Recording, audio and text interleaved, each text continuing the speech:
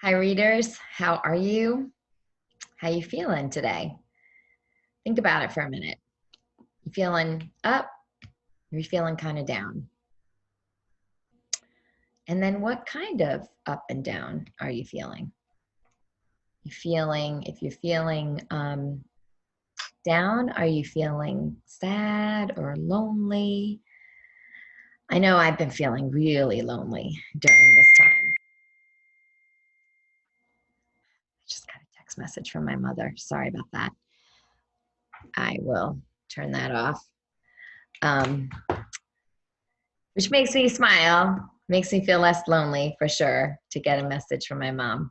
So look at that. My feelings changed so quickly. I feel like I moved from feeling lonely to feeling like I don't know, like a little. I almost feel like I want to look at my list, filled it up a little bit more, feeling a little bit more joyful, I guess.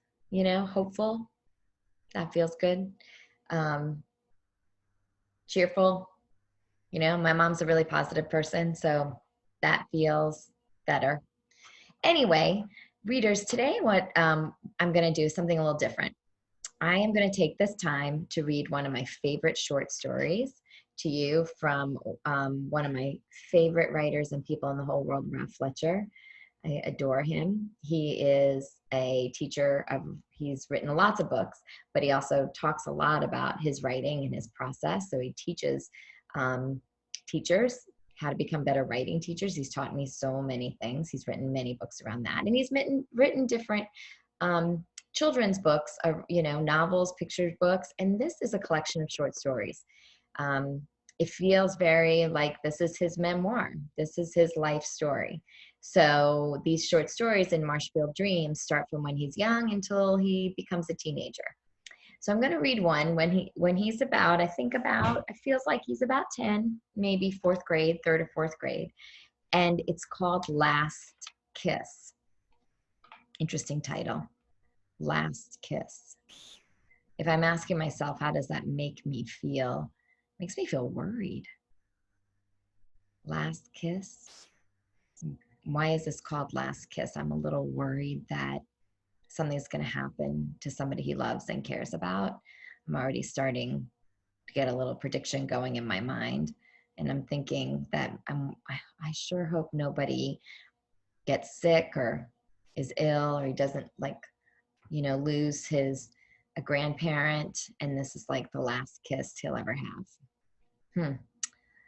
It's interesting to think about the title of this story, Last Kiss. Okay, so I'm going to read a little bit. And here's something I'm going to need from you.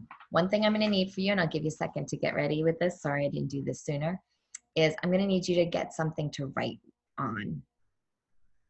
Can be like a little Post-it, can be a scrap sheet of paper, whatever it is, I need you to get something to write on. And if you have like a brother or sister that's around, and especially if they're second grade or older, be great if they could be listening to this as well, because there's going to be opportunities to talk if you have somebody around to talk to. A parent works really well too.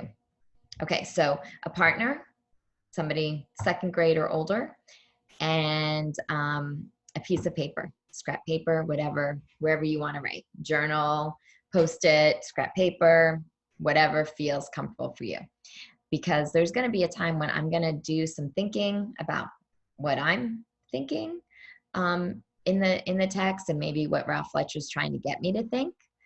And then there's going to be some times I'm going to ask you to stop and jot or turn and talk. And depending on if you have somebody near you, you can turn and talk with them. If you don't, I'm going to ask you to stop and jot for a minute. Okay, here we go. Last Kiss. Remember, from Ralph Fletcher. Here we go. Mom and Dad always kissed us goodnight before we went to bed. Mom kissed my right cheek, Dad my left. After that, I got under the covers and it was an easy glide to sleep. These kisses were a regular part of the bedtime routine, like brushing my teeth, having the nightly bowl of cereal, or hearing a story before lights out. It felt like having air to breathe or a blanket to keep me warm, automatic, and I never gave it a second thought. Hmm.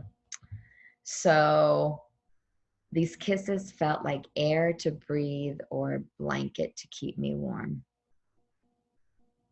I wonder how, I want to stop for a second, think a little bit about how these kisses must have made Ralph feel. Um, Happy for sure, you know. Um, but I'm wondering, probably made him feel comfortable, um, but bigger. I feel like bigger than comfortable. You know, comfortable is, you know, you're secure. It made him feel secure. You know, really protected. You know, free from danger. He's a kid. He needs to be able to keep warm. He needs to be able to breathe. And his parents' kisses helped with that security, that protection. I think he felt really secure. Okay, here we go. One night, I finished my bedtime bowl of cereal and went to Mom. Sleep tight, she murmured, kissing me on the cheek. Night, Mom. I found Dad sitting at the desk in his office. I'm going to bed, I told him. Well, good night. To my great surprise, he reached out and shook my hand. At first, I just stood there confused. Finally, I took his hand and shook it the way I'd seen men shake hands. Sleep tight, he said. Then he turned away from me and went back to his paperwork. Feeling more surprised than hurt, I headed off to bed. Next night, I gave it another shot. After eating my bowl of cereal, I went to Mom. She kissed me and gave me a big hug. That built up my courage before I went to my dad. I found him out on the driveway. He was packing the trunk of his car, getting ready to go on a business trip. Hey, he said, straightening up. Bedtime? Yeah. I moved toward him. Good night. He wrapped his arms around me and gave me a big bear hug. Night. My voice was muffled against his chest. He released me and went back to packing the car. For a few seconds, I didn't move. So I wonder what Ralph is feeling right there. You know, earlier he says he felt more surprised than hurt, but he does say the word hurt. So now he goes back and his dad doesn't give him a kiss, he gives him a hug. How do you think he might have felt? Either turn and talk to your parent, your sibling, cousin, or stop and jot. Just gonna give you a minute to do so. How do you think he felt? I think he felt disappointed. I think he felt sad. I think he felt lonely. Stop and jot.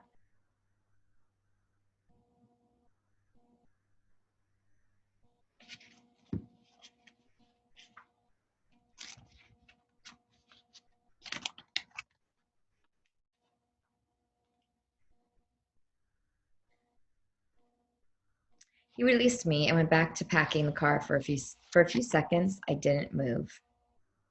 The night was warm. Fireflies were out, floating in the evening breeze.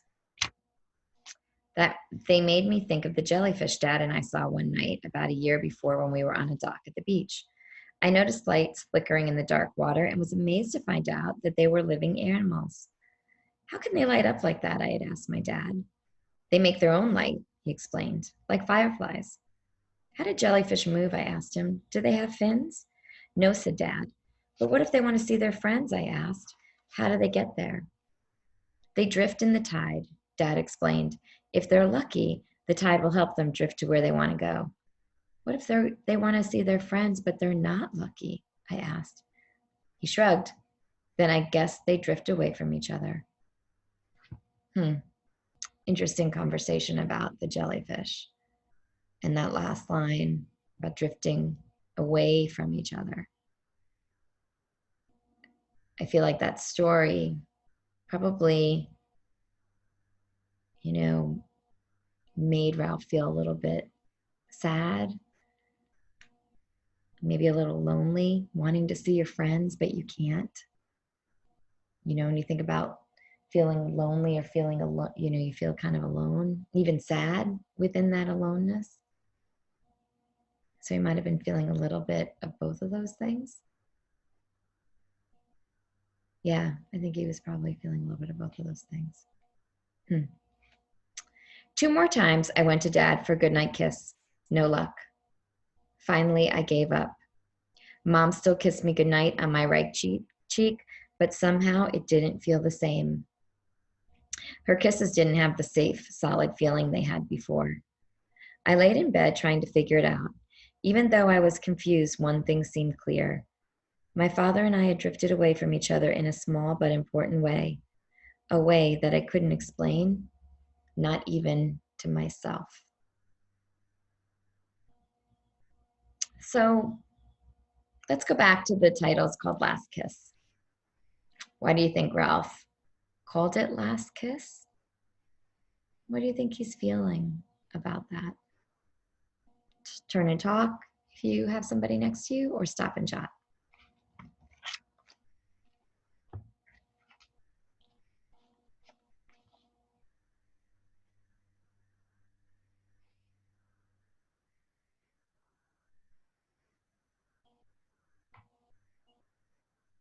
Okay, readers, interesting story.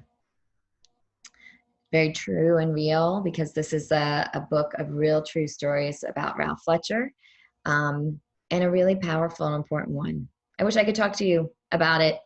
One of the things that I know for sure about the power of reading is that it can change you. Think a little bit about this story, and if you didn't have anybody right now to talk with you about it, talk to somebody about it at some point today. Find someone that is your age or older, or maybe a little bit younger, to talk to them about this whole idea of shaking hands or hugging instead of kissing. What do you think about that? And what do you think about this book and this short story most specifically? How did it make you feel as you were listening to it? Readers, it's so great to see you. We'll talk about this story again throughout the week, but I wanted to just do a little read aloud with you and share it first before we go back and sort of think a little bit about it. Have a fabulous day. The other thing you can do is you may want to write a little bit more about it. If you choose to do that, that would be great as well. Have a fabulous rest of your day. I will see you tomorrow. Bye.